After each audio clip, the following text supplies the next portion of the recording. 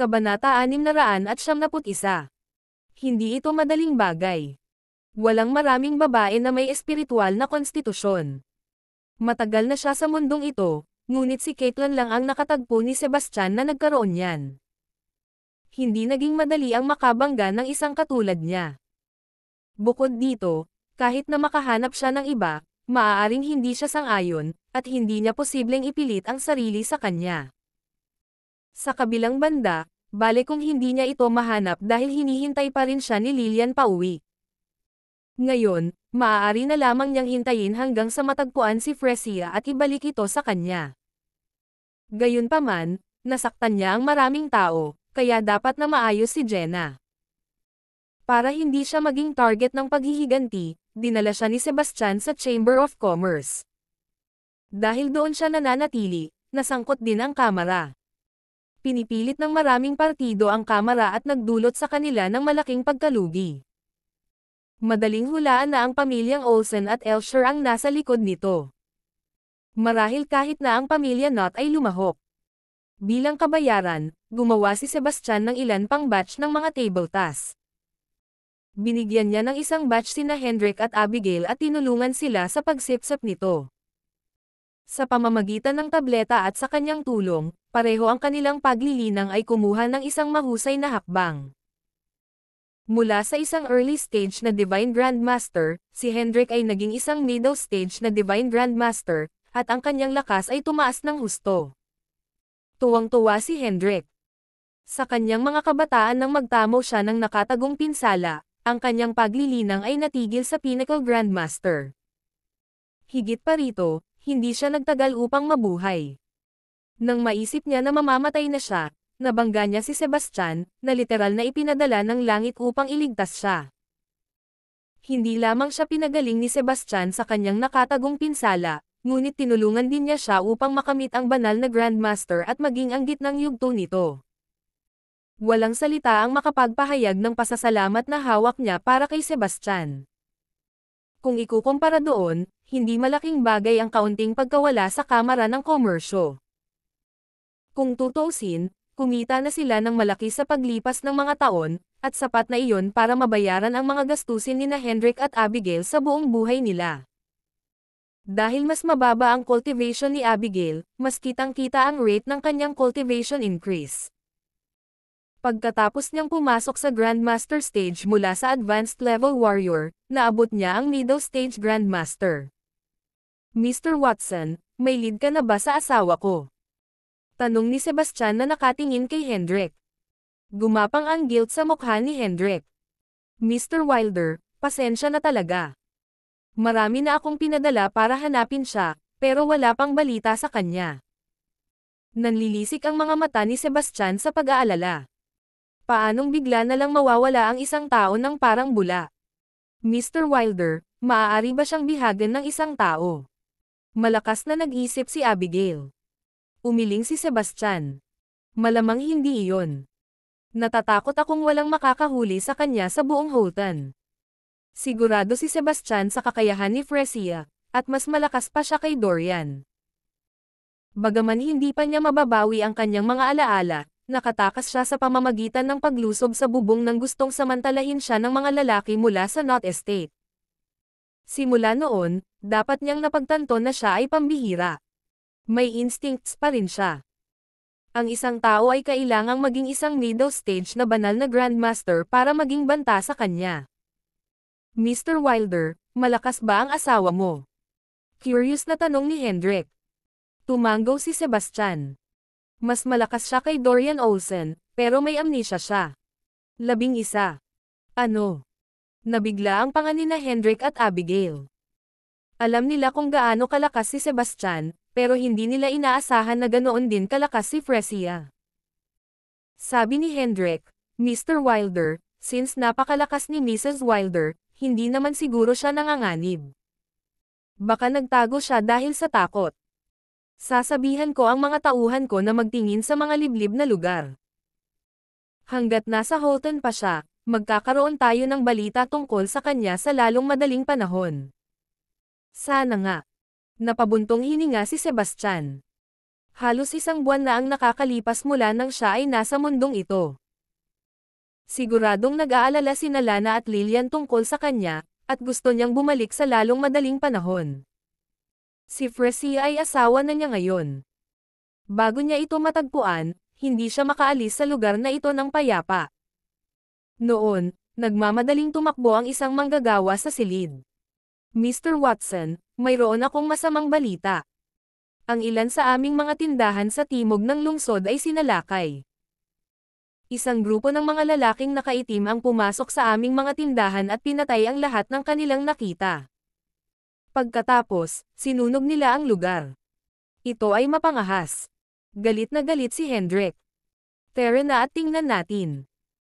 Nakakunot ang noo, hindi matiyak ni Sebastian kung ito ba ay gawa ng mga Olsens o ng mga Elsher.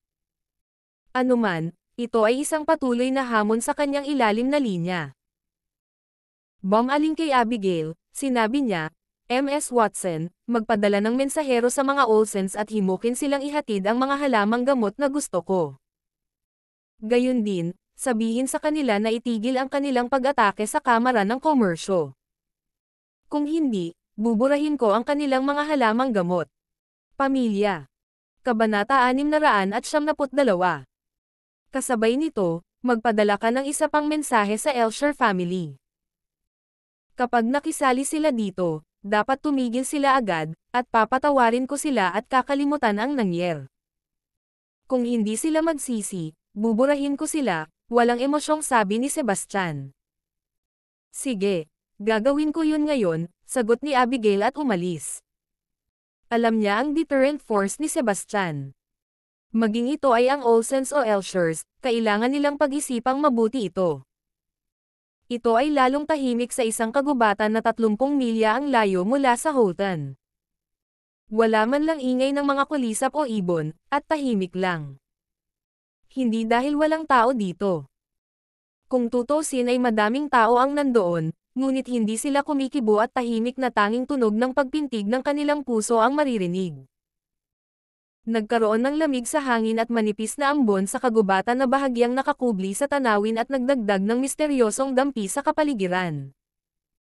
Ang mayayabong na mga gulay sa itaas ng mga ulo ay magkakaugnay sa isa't isa, at kaunting sinag ng araw lamang ang nakalusot. Ito ay lalo na nakakatakot habang ang mga tuyong dahon ay tumatawa sa ilalim ng mga yapak. Isang lalaki at isang babae ang nakaupo sa gitna ng karamihan. Ang lalaki nakasuot ng mamahaling damit, matalas ang labaha at masungit na tingin ay si Dorian, samantalang ang katabi niya ay isang dalaga. Siya ay nasa 17 taong gulang, payat, at maganda. Walang bahid ang balat niya, at matikas ang bawat galaw niya. Rowena, bakit hindi sumama si Mr. Lawson? Tanong ni Dorian. Sumili ang ngiti sa mukha ni Rowena. Si Mr. Lawson ay abala sa pagpili ng asawa para sa kanyang anak na babae at wala siyang oras na matitira. Gayunpaman, ipinasa niya sa akin ang kanyang mga alipors, ang 4 strongmen at 100 dark troops. Ang pagpatay sa isang lalaki ay kasing dali ng pagpatay isang langgam. Ano? Sinama mo ba ang 4 strongmen niya? Hindi ko sila nakita. Laming-galinga si Dorian ngunit wala siyang napansin. Napangisi si Rowena. Ang 4 strongmen ay napakahusay sa pagtatago, at nakatago sila sa gitna ng dark troops. Sa kritikal na sandali, maghahatid sila ng nakamamatay na suntok sa kalaban. Kahit sino pa ito, hindi sila makakatakas sa kamatayan. Nakikita ko. Tumanggo si Dorian bilang pag-unawa. Kasama ang 4 na malakas, 100 dark troops, at ang mga eksperto mula sa aming angkan, tiyak na babayaran namin ang hayop na iyon sa pagkakataong ito. Dad, napakalakas ba ng lalaking iyon? Tanong ni Rowena. Hindi ko siya kayang talunin kahit na uminom ako ng blood demon pill. Hindi mo maiisip kung gaano kakalakas. Bukod kay Mr. Lawson, natatakot ako na walang makakalaban niya sa bansa sa one-on-one na laban, sagot ni Dorian. Sino ba ang mag-aakala na may ganoong kalakas na tao sa mundong ito? Sa kasamaang palad, gumawa siya ng isang kaaway sa atin, at ang kamatayan ang tanging paraan niya. Isang malamig na liwanag ang dumaan sa mga mata ni Rowena, at napalingon siya sa babaeng katabi niya. Kumusta ang mga nangyayari?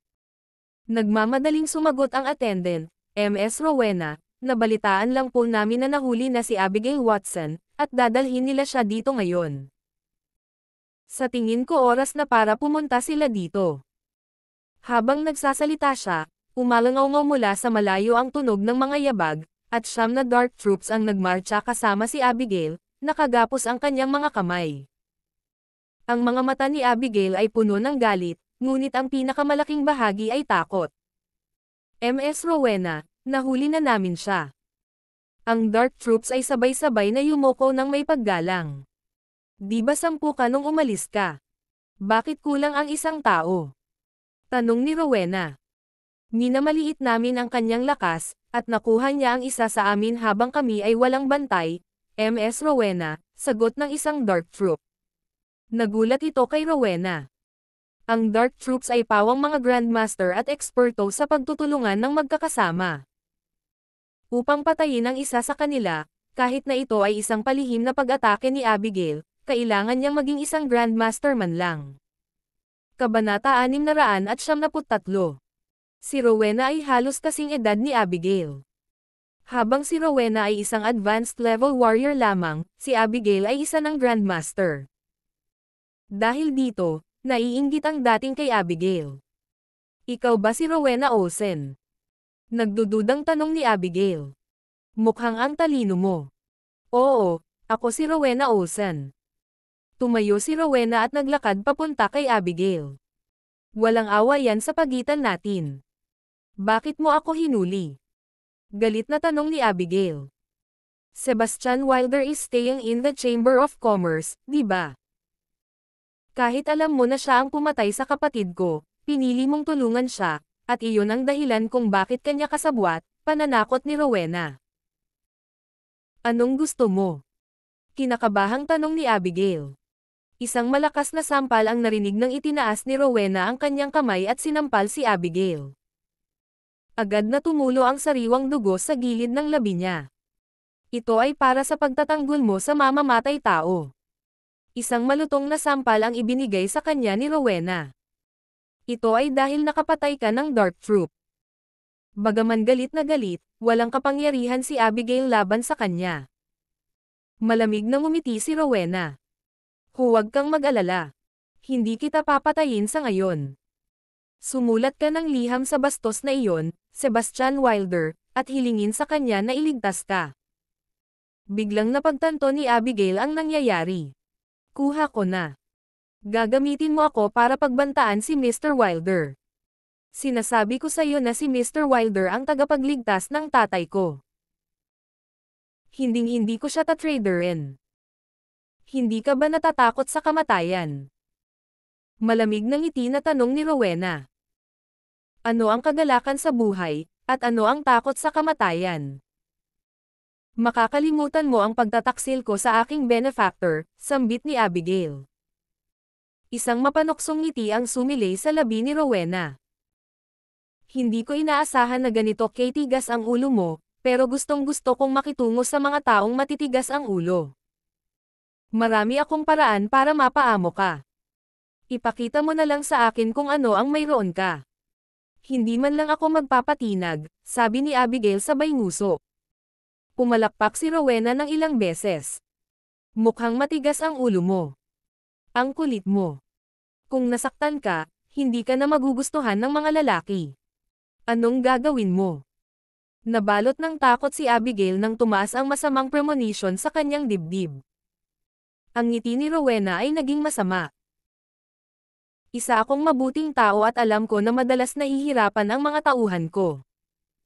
Madalas, hindi sila nakakawak ng babae sa loob ng ilang linggo. Sa tingin ko magugustuhan nila ang isang magandang babae na gaya mo. Natarante si Abigail.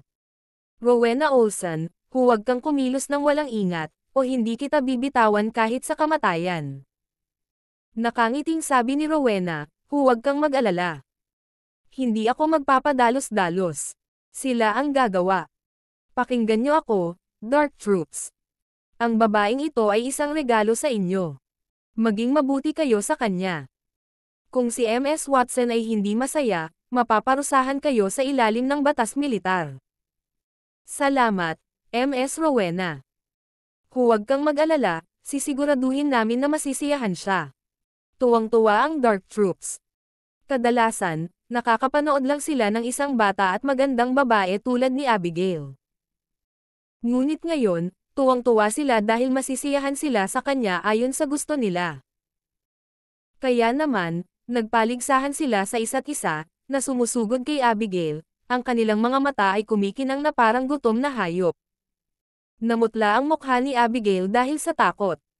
Hindi. Tulong. Kabanata 674. Walang kulay ang mukha ni Abigail habang nanginginig sa takot. Birhen pa siya at mas gugustuhin pang mamatay kaysa ma-violate ng napakaraming lalaki. Maging ang kamatayan ay labis na hinihiling ngayon. Ang tanging nagawa niya ay umiyak para humingi ng tulong. Gayunpaman, sila ay nasa isang ilang lugar. Wala man lang dumaan dito, not to mention someone who can save her. At saka, kahit may dumaan, hindi sila maglalakas loob na makisali sa mga taong ito. Ang isang grupo ng Dark Troops ay inipit siya sa lupa, pinunit ang kanyang damit. Piraso-piraso, napunit ang kanyang mga damit, na nagpapakita ng kanyang balat na nalalatagan ng nyebe. Nang makita ito, ang Dark Troops ay mas na-pump up. Marami sa kanila ang hindi na nakayanan at nagsimulang maghubad ng kanilang pantalon, bumubulalas ng maruruming salita mula sa kanilang mga bibig. Sa kabilang banda, si Abigail ay katulad ng isang tupang kakatayin, natatakot at walang magawa. MS Olsen, pakiusap pakawalan mo ako. Gagawin ko ang kahit ano. Si Abigail ay tuluyang nabalian. Bagaman kaya niyang madaig ang kanyang takot sa kamatayan, ito ay 100 beses na mas masahol pa. Pagkatapos ng lahat, mayroong 79 na Dark Troops at 4 strongmen. Pinatayo nito ang kanyang balahibo nang maisipan niyang ma-violate ito ng maraming tao. Tigil. Utos ni Rowena, at agad na tumahimik ang Dark Troops at tumigil sa kanilang mga kilos. Lumapit si Rowena kay Abigail. Hinaplos niya ang kanyang mukha, sinabi niya, "Good girl. Sumulat ka ngayon kay Sebastian Wilder at iligtas ka niya. Kung hindi, hindi na ito kakayanin ng mga lalaking ito." Humihikbi, sinabi ni Abigail, "Isusulat ko ang liham, ngunit kailangan mong mangako na pakakawalan mo ako." "Okay, pangako yan." Pagkatapos ay inutusan ni Rowena ang isang tao na magdala ng panulat at papel bago sinabing, "Sabihin mo kay Wilder na ang mga Elsher ang nakahuli sa iyo. Sabihin mo sa kanya na dalhin ang Godslayer Blade kapalit ng iyong buhay." Ang Godslayer Blade ay isang pamana ng pamilya sa pamilyang Elsher at isang mahiwagang artifact. Alam ito ni Rowena. Kapag dinala ito ni Sebastian at napatay nila siya, magiging kanila ang Godslayer Blade. Iyon ay pagpatay ng 2 ibon gamit ang isang bato. Kasunod ng mga tagubili ni Rowena, masunuri na isinulat ni Abigail ang liham. Matapos tingnan at siguraduhing walang problema, nagpadala si Rowena ng isang tao upang ihatid ang sulat kay Sebastian. Pagkatapos, ipinasa niya kay Abigail ang isang 3 pulgadang haba na pako na gawa sa bakal. Yan ang bone piercer. Nanginginig si Abigail nang makita iyon. Nakangiting sabi ni Rowena, "Gaya ng inaasahan, MS Watson. Isa kang babae ng mundo." Oo, ito ang sandata ng kadiliman na nagpasikat kay Mr. Lawson. Ito ang bone piercer. Ang pako na ito ay ginawa mula sa isang espesyal na material at nakaukit ng mga inscription. Ito ay isang mataas na grado na mahiwagang sandata at maaaring tumagos ng malalim sa katawan. Sa karagdagan, ito ay nilagyan ng nakamamatay na lason. Kapag nalason, ang biktima ay mamamatay sa nabubulok na katawan. Ang prosesong ito ay nangyayari lamang sa loob ng 20 minuto, at ito ay magiging isang hindi malilimutang karanasan. Napuno ng takot ang mga mata ni Abigail. Narinig niya ang tungkol sa bone piercer at alam niyang nagsasabi ng totoo si Rowena. Ang sinumang matamaan ng pako na ito ay mamamatay ng napakasakit na kamatayan. Mamaya, kapag nailigtas ka ni Sebastian Wilder, saksakin mo siya nitong pako habang hindi niya alam, bilin ni Rowena. Nagmamadaling umiling si Abigail. Ms. Olsen, mas mataas ang cultivation ni Mr. Wilder kaysa sa inaakala mo. Ang pag-atake sa kanya ay kasing ganda ng kamatayan, at magtatapos lamang ito sa kabiguan. Nakangiting sabi ni Rowena. May tiwala siya sa'yo, kaya magtatagumpay ka. At saka, hindi kanya papatayin dahil malapit siya sa iyo. Si Abigail ay walang pagkakataong tumanggi, at kailangan niyang tanggapin ito sa ngayon. Pagkatapos, kumuha ng tableta si Rowena at iniabot sa kanya. Ito ang Heartstopper. Hula ko narinig mo na rin ito dati. Kumain ka na, at bibigyan kita ng lunas kapag natapos mo na ang iyong gawain. O kung hindi, alam mo na ang kapalarang naghihintay sa iyo. Nanginginig sa takot, narinig na ni Abigail ang tungkol kay Heartstopper. Ito ay isang nakamamatay na lason na maaaring matuno ang biktima sa isang lusak ng dugo. Ang sakit sa panahon ng proseso ay lampas sa imahinasyon at mas masahol pa sa kamatayan. Samantala, hindi pa rin alam ni Sebastian ang panganib na kinaroroonan ni Abigail at nagbabasa sa kamera ng komersyo. Hindi siya nagbabasa ng anumang ordinaryong libro kundi mga libro sa paggawa ng armas. Napansin niya na kahit na ang cultivation standard sa mundong ito ay hindi kasing ganda ng mundo sa labas, ang peel refinement at weapon making ay malayong nauuna sa mundo sa labas. Kabanata 675. Alam ng lahat ang mga benepisyo ng pinong mga table task, at ang isang mahusay na sandata ay may mahusay na mga benepisyo din. Halimbawa, maaaring mapataas ng Godslayer Blade ang mga kasanayan sa pakikipaglaban ng may hawak nito. Dahil walang ibang gagawin si Sebastian, nagpasya siyang matuto ng isa o dalawang bagay habang may oras siya. Ang paggawa ng armas at pagpino ng tableta ay may pagkakatulad, kaya hindi siya nahirapang kunin ito. Nagkaroon pa siya ng oras na gumawa ng longsword at nagtagumpay sa kanyang unang pagsubok.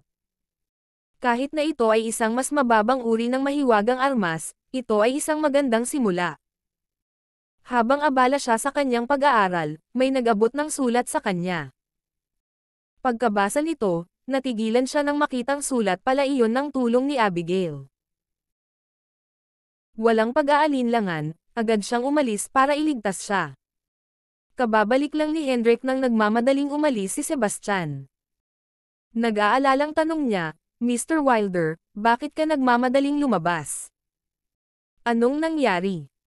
Si Ms. Watson ay dinukot ng mga Elsher, at ililigtas ko siya, sagot ni Sebastian. Ano? Nagulat si Hendrik. Sasama ako sa iyo, Mr. Wilder. Hindi ka dapat sumama. Sapat na ako para tapusin ang trabaho, ani Sebastian. Mr. Wilder, mangyaring iligtas si Abigail. Napayuko si Hendrik sa kanya. Alam niyang wala siyang maitutulong kay Sebastian, dahil sa lakas niya, at maaaring maging pabigat sa kanya kapag sumama siya. Kaya naman, si Sebastian na lang ang inaasahan niya. Upang marating ang venue sa lalong madaling panahon, tumalon siya sa mga puno at mga hadlang. Sa isang pagtalon, maaari niyang maabot ang 5 hanggang 6 na talampakan ang layo at lumapag na parang nasa patag na lupa, gaano man kakomplikado ang lupain. Ilang minuto lang, nakarating na siya sa labas ng kagubatan. Sa pagpapakawala ng kanyang espiritual na pakiramdam, agad niyang napansin ang mga nakatagong mandirigman na nagtatago sa mga puno at sa loob ng kagubatan. Gayunpaman, hindi niya inabala ang kanyang sarili sa mga ito at nagpasya na huwag pansinin ang mga ito. Samantala, ang mga nakatagong mandirigmang ito ay gumamit ng isang espesyal na pamamaraan upang ipaalam kay Rowena na dumating na si Sebastian. Kumilos ayon sa plano. Sa utos ni Rowena, lahat ng Dark Troops ay mabilis na nagtago. Makalipas ang 1 minuto, narating ni Sebastian ang lugar. Ang una niyang nakita ay si Abigail na nakatali sa isang puno. Sa tabi niya, binabantayan siya ng 2 napakahusay na mandirigma. Bukod sa kanila, nandoon din sina Dorian, Rowena, at 12 iba pang napakahusay na mandirigma mula sa angkan ng Olsen. Ang pinakamababang cultivation ng mga mandirigmang ito ay Grandmaster level, at 6 sa kanila ay mga Divine Grandmaster. Ito ay isang engranding setup talaga. Iligtas mo ako, Mr. Wilder. Humingi ng saklolo si Abigail matapos siyang makita. Huwag kang matakot. Iuuwi kita ng ligtas at maayos, paniniguro ni Sebastian at bumaling kay Dorian. Kung ganun, ikaw pala. Hinayaan kitang mabuhay sa huling pagkakataon, ngunit nananatili kang hindi nagsisisi at pinupukaw ako. Hindi na kita bibitawan muli sa pagkakataong ito. Malamig na ngumiti si Dorian. Sebastian Wilder, alam kong malakas ka, pero iisang lalaki ka lang. Ngayon na ang araw na mamatay ka. Dahil sobrang kumpiyansa mo, pakawalan mo muna siya, sabi ni Sebastian. Nandyan lang siya. Pwede mo siyang iligtas kung kaya mo, walang emosyong sabi ni Dorian.